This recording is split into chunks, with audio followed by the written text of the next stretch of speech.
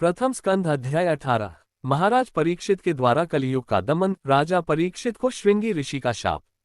सूत जी कहते हैं, अद्भुत कर्मा भगवान श्री कृष्ण की कृपा से राजा परीक्षित अपनी माता की कोख में अश्वत्थामा के ब्रह्मास्त्र से जल जाने पर भी मरे नहीं। जिस समय ब्राह्मण के शाप से उन्हें डसने के लिए तक्षक आया, उस समय वे प्राण नाश के महान भय से भयभीत नहीं हुए, क्योंकि उन्होंने अपना चित्त भगवान श्री कृष्ण के चरणों में समर्पित कर रखा था।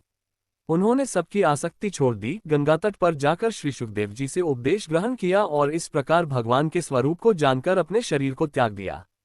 जो लोग भगवान श्री कृष्ण की लीला कथा कहते रहते हैं, उस कथामृत का पान करते रहते हैं और इन दोनों ही साधनों के द्वारा उनके चरण कमलों का स्मरण करते रहते हैं, उन्हें अंतकाल में भी मोह नहीं होता।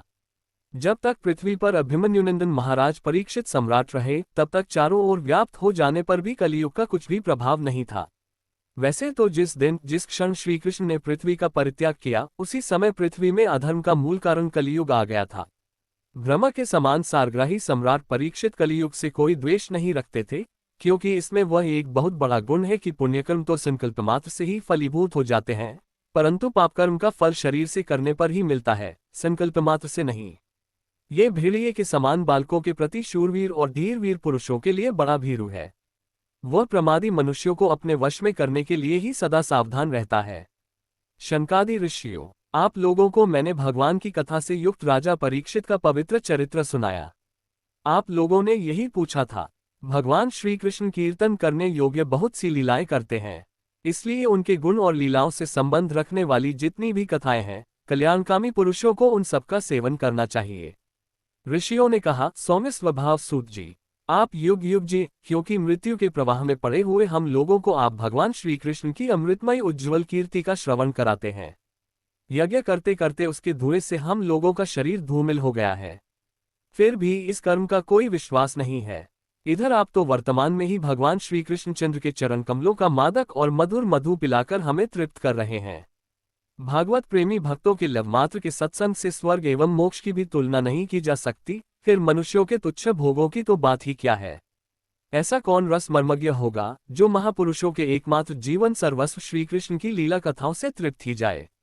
समस्त प्राकृत गुणों से का पार तो ब्रह्मा शंकर आदि बड़े बड़े योगेश्वर भी नहीं पा सके।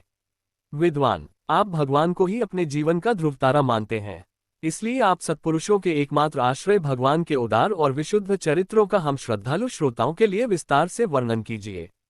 भगवान के परम प्रेमी महाबुद्धि परीक्षित ने श्री सुखदेव जी के उपदेश किए हुए जिस ज्ञान से मोक्ष स्वरूप भगवान के चरण कमलों को प्राप्त किया, आप कृपा करके उसी ज्ञान और परीक्षित के परम पवित्र उपाख्यान का वर्णन कीजिए, क्योंकि उसमें कोई बात छिपाकर नहीं कही गई होंगी और भगवत प्रेम की अद्भुत योगनिष्ठा का निरूपण किया या होगा।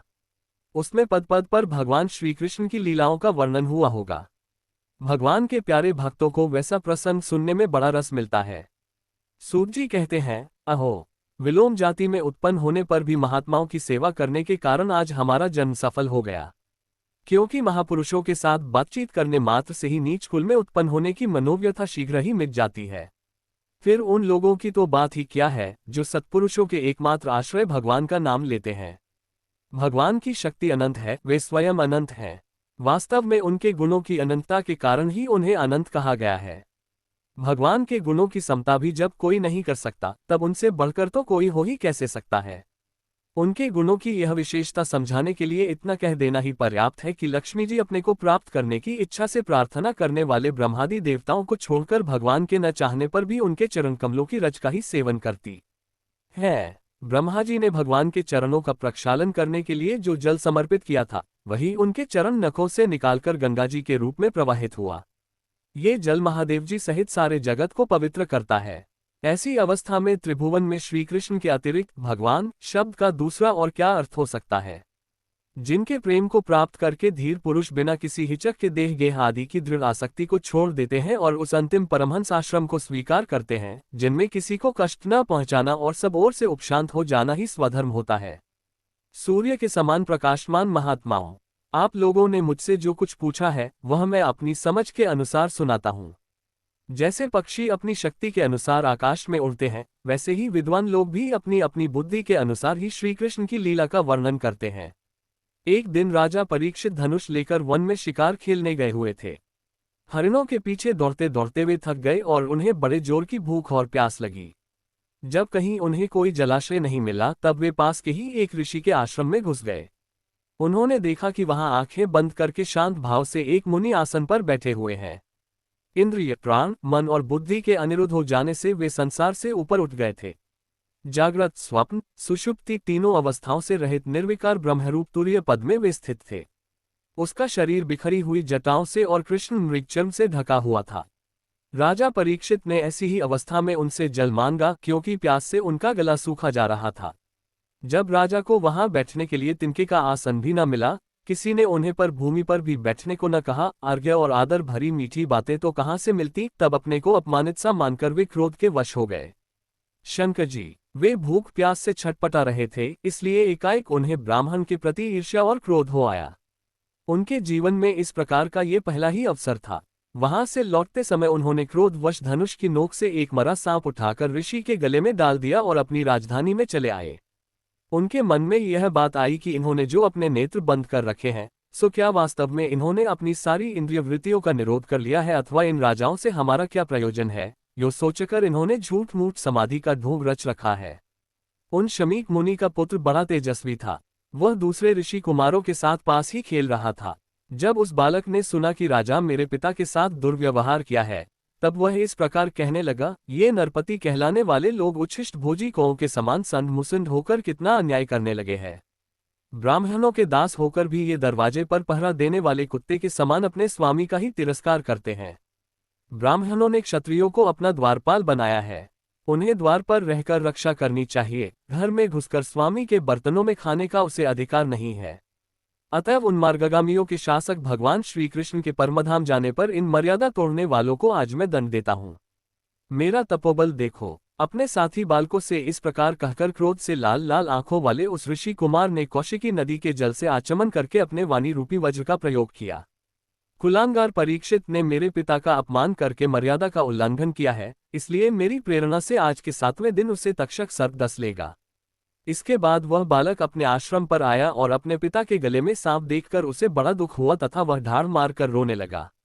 विप्रवर शंकर जी, शमीक मुनि ने अपने पुत्र का रोना चिल्लाना सुनकर धीरे धीरे अपनी आंखें खोली और देखा कि उनके गले में एक मरा सांप पड़ा है। उसे फेंककर उन्होंने अपने पुत्र से पूछा, बेटा तुम क्यों रो रहे हो, किसने तुम्हारा अपकार किया है? उनके इस प्रकार पूछने पर बालक ने सारा हाल कह दिया। ब्रह्मर्षि शमीक ने राजा के शाप की बात सुनकर अपने पुत्र का अभिनंदन नहीं किया। उनकी दृष्टि में परीक्षित शाप के योग्य नहीं थे। उन्होंने कहा, ओह मूर्ख बालक, तूने बड़ा पाप किया। खेद है कि उनकी थोड़ी सी गलती के लिए तूने उनको इतना बड़ा दंड दिया। तेरी बुद्धि अभी कच्ची है। तुझे भगवत स्वरूप राजा को साधारण मनुष्यों के समान नहीं समझना चाहिए, क्योंकि राजा के दुसर तेज से सुरक्षित और निर्भय रहकर ही प्रजा अपना कल्याण संपादन करती है।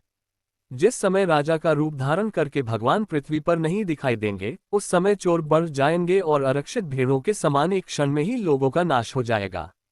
राजा के नष्ट हो जाने पर धन आदि चुराने वाले चोर जो पाप करेंगे, उसके साथ हमारा कोई संबंध न होने पर भी वह हम पर भी लागू होगा।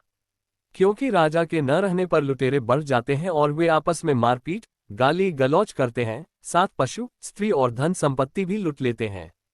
उस समय मनुष्यों का वर्णाश्रमाचार युक्त वैदिक आर्य धर्म लुप्त हो जाता है। अर्थ, लोभ और काम वासना के विवश होकर लोग कुत्तों और बंदरों के समान वर्ण संकर हो जाते हैं। सम्राट परीक्षित तो बड़े ही यशस्वी और धर्मधुरंधर हैं। उन्होंने बहुत से अश्वमेध यज्ञ किए हैं और वे भगवान के परम प्यारे भक्त हैं। वे ही राजर्षि भूख प्यास से व्याकुल होकर हमारे आश्रम पर आए थे। वे शाप के योग्य कदापि नहीं हैं। इस नासमझ बालक ने हमारे निष्पाप सेवक राजा का अपराध किया है। सर्वात्मा भगवान कृपा करके इसे क्षमा करे। भगवान ने भक्तों में भी बदला लेने की शक्ति होती है, परंतु वे दूसरों के द्वारा किए हुए अपमान, धोखेबाजी, गली गलौज, आक्षेप और मारपीट का कोई बदला नहीं लेते। महामुनि शमीक को पुत्र के अपराध पर बड़ा पश्चाताप हुआ। राजा परीक्षित ने जो उसका अपमान किया था, उस पर तो उन्होंने ध्यान ही नहीं दिया। महात्माओं का स्वभाव ही ऐसा होता है कि जगत में जब दूसरे लोग उन्हें सुख दुखादि द्वंद्वों में डाल देते हैं, तब भी वे प्रायः हर्षित या व्यथित नहीं होते, क्योंकि आत्मा का स्वरूप तो गुणों से सर्वथा परे है।